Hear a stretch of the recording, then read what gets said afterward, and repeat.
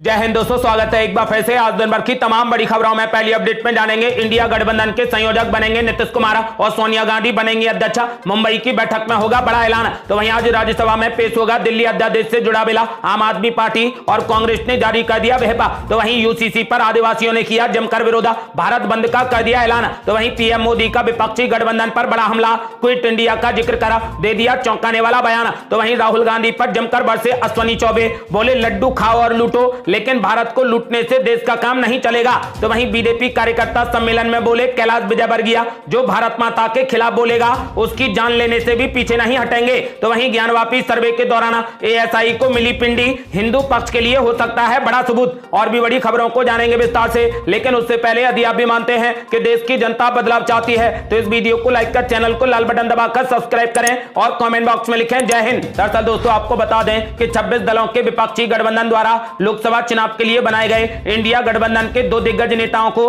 आगामी बैठक में बड़ी जिम्मेदारी दी जाएगी। बिहार के मुख्यमंत्री नीतीश कुमार इंडिया गठबंधन के संयोजक बनेंगे, जबकि कांग्रेस की पूर्व अध्यक्ष सोनिया गांधी को अलायंस का चेयरपर्सन बनाया जाएगा। आपको बता दें कि इंडिया गठबंधन की ओर से 11 सदस्यीय कोऑर्डिनेशन कमेटी भी बनाई जा रही है। विपक्षी दलों की अगली बैठक मुंबई में 31 अगस्त और 1 सितंबर को होने जा रही है। टाइम्स ऑफ इंडिया के अनुसार सूत्रों ने बताया कि इंडिया गठबंधन के सभी बड़े दलों के नेता और कांग्रेस लीडरशिप भी नीतीश कुमार को संयोजक बनाए जाने पर सहमत हो गए हैं। मुंबई में इसको लेकर आधिकारिक ऐलान कर दिया जाएगा। मालूम हो कि पहले ही पटना बैठक में सूत्रों ने दावा किया था कि नीतीश कुमार ही विपक्षी गठबंधन के संयोजक होंगे, लेकिन ना तो तब और ना ही बेंगलुरु मीटिंग में इसकी घोषणा की गई। अब मुंबई में होने जा रही बैठक में इसका आधिकारिक ऐलान कर दिया जाएगा। सूत्रों ने यह भी बताया कि कांग्रेस के शीर्ष नेताओं की मांग है कि सोनिया गांधी कोऑर्डिनेशन कमेटी को लीड करें। वो यूपीए की भी चेयरपर्सन थी। बिहार महागठबंधन के एक वरिष्ठ नेता ने कहा कि या तो सोनिया गांधी या उनके द्वारा नामित कोई भी व्यक्ति समन्वय समिति का प्रमुख होना चाहिए। सोनिया गांधी जी से अंतिम निर्णय लेने का अनुरोध किया गया है। आपको बता दें कि फिलहाल सोनिया गांधी इंडिया गठबंधन की अध्यक्ष बनेंगी, जबकि नीतीश कुमार संयोजक बनाए जाएंगे। इसका आधिकारिक ऐलान मुंबई की बैठक में होगा। और ये बड़ी खबर, बीजेपी को लगा बड़ा झटका, बीजेपी सांसद को मिली 2 साल की सजा, अब जा सकती है सांसदी। दरअसल दोस्तों आपको बता दें कि उत्तर प्रदेश के इटावा से बीजेपी के सांसद रामशंकर कठेरिया की सांसदी अब किसी भी वक्त जा सकती है। खबर है कि एमपी एमएलए कोर्ट ने रामशंकर को 2 साल की सजा सुनाई है। साल 2012 के एक मामले में कठेरिया को दोषी करार दिया गया है। मीडिया रिपोर्ट्स की माने तो रामशंकर कठेरिया पर साल 2012 में टोरेंट पावर कंपनी के दफ्तर में तोड़फोड़ करने का आरोप था। इसी मामले में उन्हें 2 साल की सजा सुनाई गई है। आपको बता दें कि अगर किसी सांसद को 2 साल की सजा सुनाई जाती है तो उसकी संसद की सदस्यता लोकसभा अध्यक्ष के आदेश के बाद खत्म हो जाती है। हाल ही में मोदी सरनेम मामले में कांग्रेस के दिग्गज नेता राहुल गांधी के साथ भी ऐसा हुआ है। अब माना जा रहा है कि बीजेपी के सांसद रामशंकर कठेरिया की जल्द ही सांसदी चली जाएगी। अगली बड़ी खबर, बीजेपी में हो गई बड़ी बगावत, भाजपा के वरिष्ठ नेता प्रदीप सिंह बाघेला ने पार्टी के महासचिव पद से दे दिया इस्तीफा। दरअसल दोस्तों आपको बता दें कि भाजपा के वरिष्ठ नेता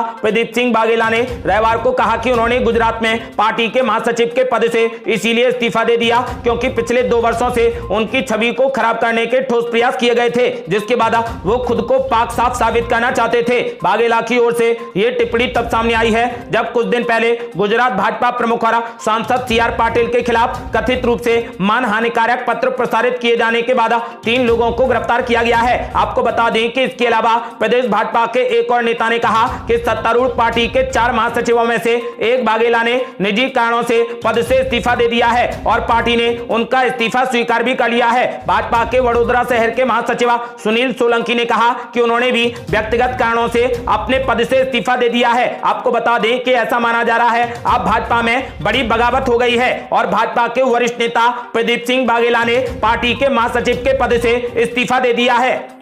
और बड़ी खबर, चुनाव से पहले बीजेपी को लगा तगड़ा झटका, गृह मंत्री और राजस्व मंत्री के गढ़ में कांग्रेस पार्टी ने लगा दी बड़ी सेंध। दरअसल दोस्तों आपको बता दें कि मध्य प्रदेश के गृह मंत्री नरोत्तम मिश्रा और राजस्व मंत्री गोविंद सिंह राजपूत के गढ़ में कांग्रेस पार्टी ने बड़ी सेंध लगा दी है। रविवार दोपहर को दतिया के गद्दावर भाजपा नेता और पूर्व दर्जा प्राप्त राज्य मंत्री अवधेश नायर कांग्रेस पार्टी में शामिल हो गए। नायर के साथ सागर जिले की सुर्खी के राजकुमार सिंह धनोरा ने भी कांग्रेस पार्टी ज्वाइन कर ली। शायर और गीतकार राहत इंदौरी की पत्नी पत्नी ने भी कांग्रेस पार्टी की सदस्यता ले ली। इन नेताओं को प्रदेश कांग्रेस कार्यालय में प्रदेश कांग्रेस अध्यक्ष कमलनाथ, पूर्व मुख्यमंत्री दिग्विजय सिंह ने पार्टी की सदस्यता दिलाई। लंबे समय से इन दोनों नेताओं के कांग्रेस में शामिल होने की अटकलें चल रही थीं। आपको बता दें कि मध्य प्रदेश में बड़ी जीत हासिल करने के लिए कांग्रेस पार्टी अब लगातार अपना कुनबा बढ़ाती जा रही है। कांग्रेस पार्टी ने ऐलान कर दिया है कि इस बार मध्य प्रदेश में कांग्रेस पार्टी की ही सरकार बनेगी। और बड़ी खबर, यूसीसी का आदिवासियों ने किया जमकर विरोध, भारत बंद का कर दिया ऐलान। दरअसल दोस्तों आपको बता दें कि अब तक बेहद हंगामेदार रहे मानसून सत्र में सरकार की मुश्किलें आज भी बढ़ने वाली हैं। विपक्ष राहुल गांधी की संसद सदस्यता को अब तक बहाल न किए जाने को मुद्दा बनाकर सरकार को जमकर घेरेगा। तो वहीं आदिवासी संगठनों ने भारत बंद का आयोजन किया है। इस बंद का झारखंड सहित चुनावी राज्यों मध्य प्रदेश और छत्तीसगढ़ में असर हो सकता है। इससे भी केंद्र सरकार की मुश्किलें बढ़ेंगी। राष्ट्रीय आदिवासी एकता परिषद ने आज भारत बंद का ऐलान करते हुए कहा कि समान नागरिक संहिता आदिवासियों के हितों को चोट पहुंचाने वाली है। आदिवासी समुदायों के विभिन्न समाजों में धार्मिक सामाजिक परंपराएं अलग अलग होती हैं। समान नागरिक संहिता में सबके लिए एक समान कानून बनाने से आदिवासियों की परंपराओं को चोट पहुंच सकती है। ये आदिवासियों की मूल पहचान को भी प्रभावित कर सकती है, जिसे सुरक्षित रखे जाने की गारंटी संविधान के अंतर्गत दी गई है। आपको बता दें कि इसी को लेकर आज आदिवासी संगठनों ने भारत का आयोजन किया है।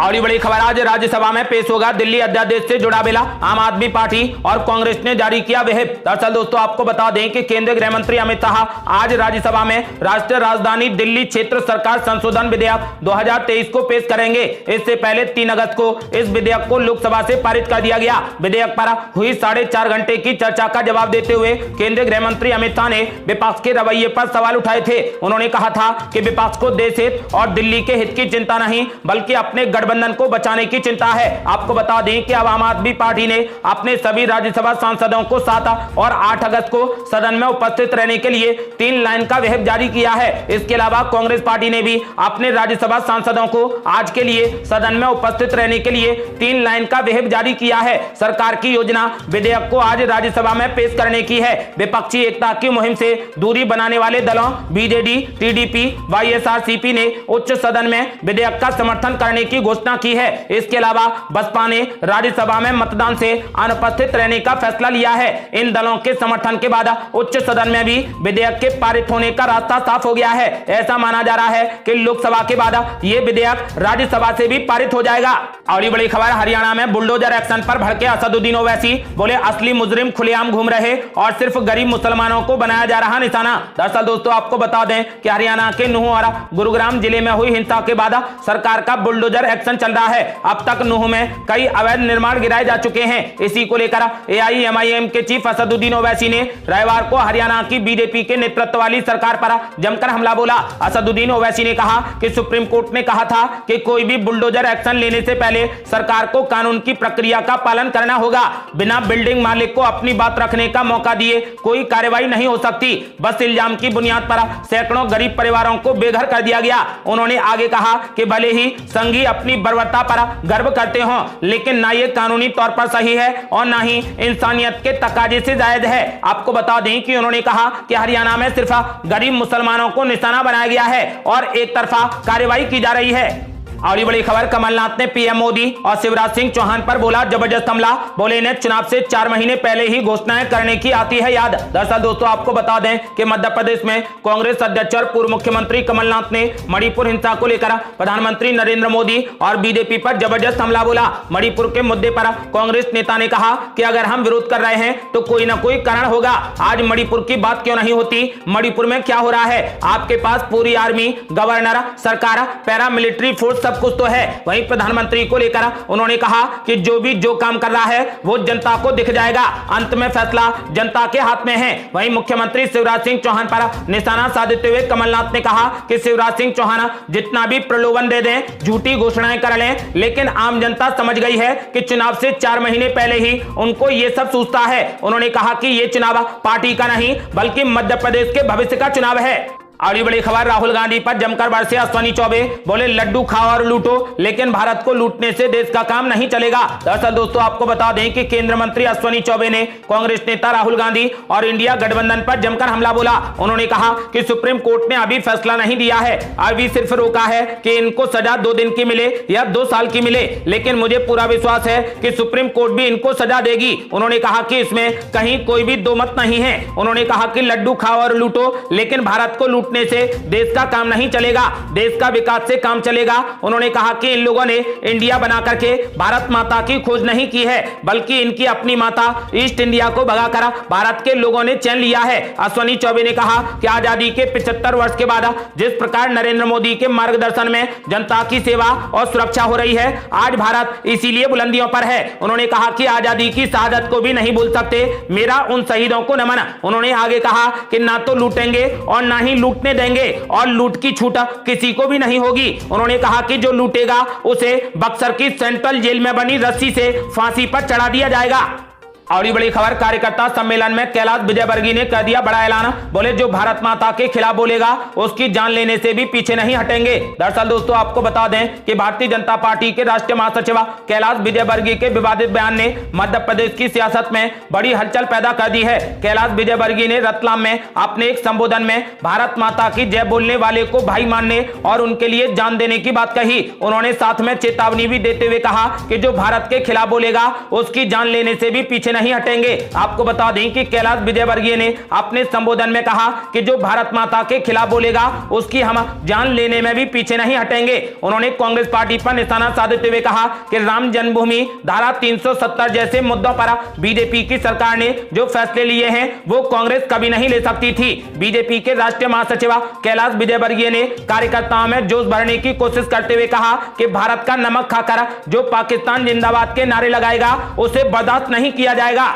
और ये बड़ी खबर, ज्ञानवापी सर्वे के दौरान एएसआई को मिली पिंडी हिंदू पक्ष के लिए हो सकता है बड़ा सबूत। दरअसल दोस्तों आपको बता दें कि यूपी में बाबा विश्वनाथ की नगरी काशी यानी वाराणसी में कोर्ट के आदेश से जारी ज्ञानवापी के सर्वे के दौरान आज एएसआई की टीम को एक पत्थरनुमा आकृति मिली है। जानकारी के मुताबिक आज ही ज्ञानवापी गुम्मद के नीचे वाली जमीन का सर्वे होगा। इस सर्वे के लिए और आधुनिक मशीन मंगाई गई है। ज्ञानवापी सर्वे से जुड़ी एक बड़ी खबर की बात करें तो सूत्रों के मुताबिक सर्वे के दौरान परिसर में जमीन के नीचे पिंडी नुमा आकृति मिली है। ज्ञानवापी में सर्वे लगातार जारी है। आपको बता दें कि ज्ञानवापी में सर्वे के दौरान एएसआई को एक पिंडी मिली है जो कि हिंदू पक्ष के लिए एक बड़ा सबूत हो सकता है।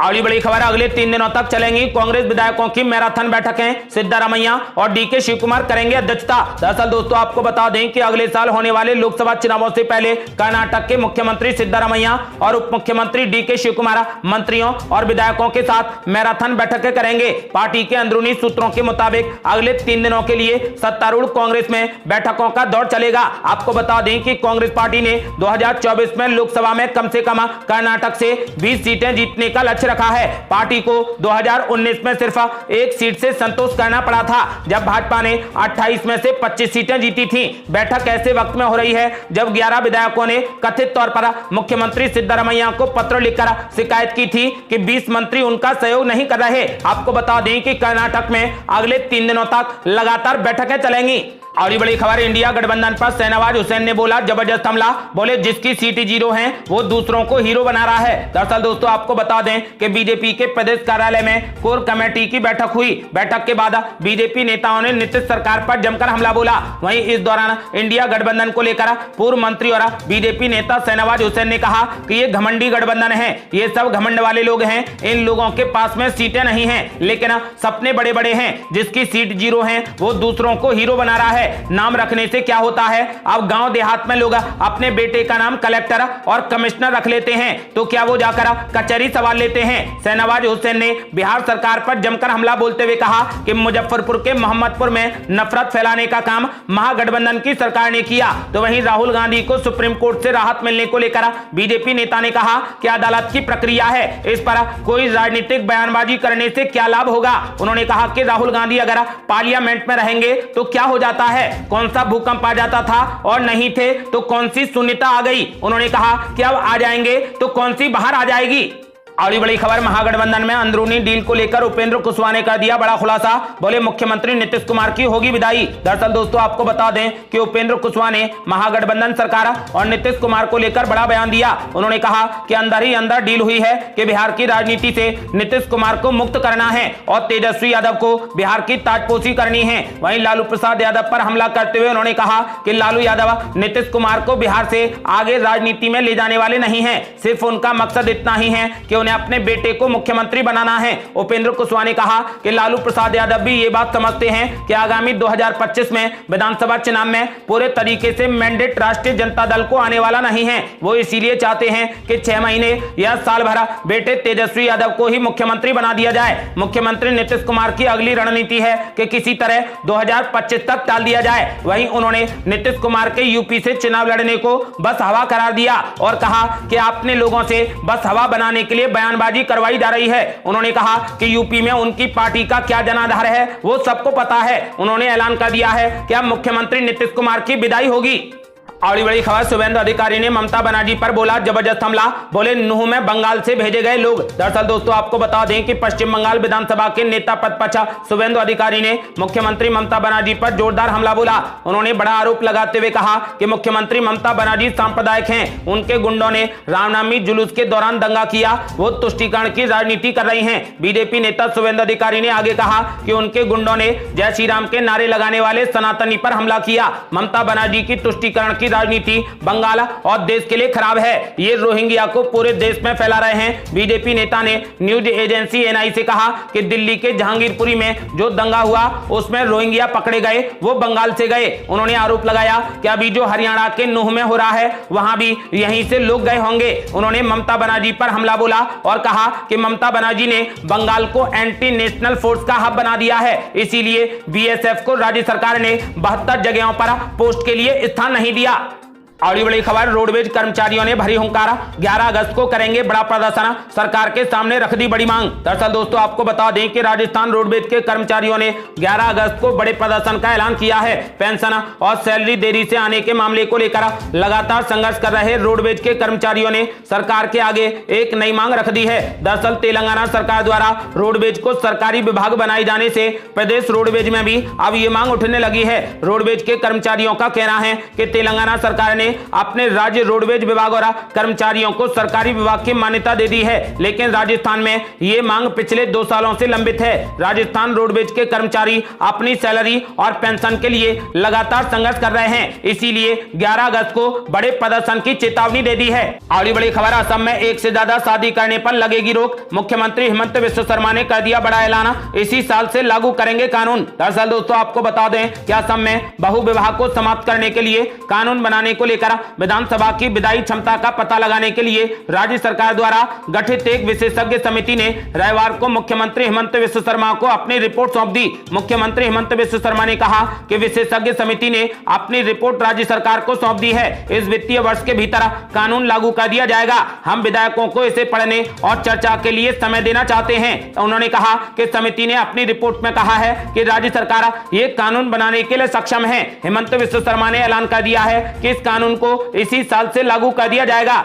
और ये बड़ी खबर है, एमबीबीएस में एडमिशन लेने वालों के लिए जरूरी खबर, 150 में से 9 कॉलेजों की मान्यता होगी रद्द। दरअसल दोस्तों आपको बता दें कि नीट यूजी के जरिए मेडिकल कॉलेज में एमबीबीएस कोर्स में एडमिशन लेने वाले उम्मीदवारों के लिए महत्वपूर्ण खबर है। जो भी उम्मीदवार एमबीबीएस में एडमिशन ले रहे हैं तो सावधान हो जाएं। इस साल एनएमसी के शुरुआती जांच में 150 मेडिकल कॉलेज में से 9 कॉलेजों की मान्यता रद्द की जा सकती है, इसीलिए पहले लिस्ट को चेक करें, उसके बाद ही एडमिशन लें। ये थी अब तक की बड़ी खबरें। रोजाना की ताजा खबरों को जानने और हमसे जुड़ने के लिए चैनल को लाल बटन दबाकर सब्सक्राइब करें और घंटी बटन भी दबा दें। जल्दी मिलते हैं बड़ी अपडेट के साथ, तब तक के लिए जय हिंद, जय भारत।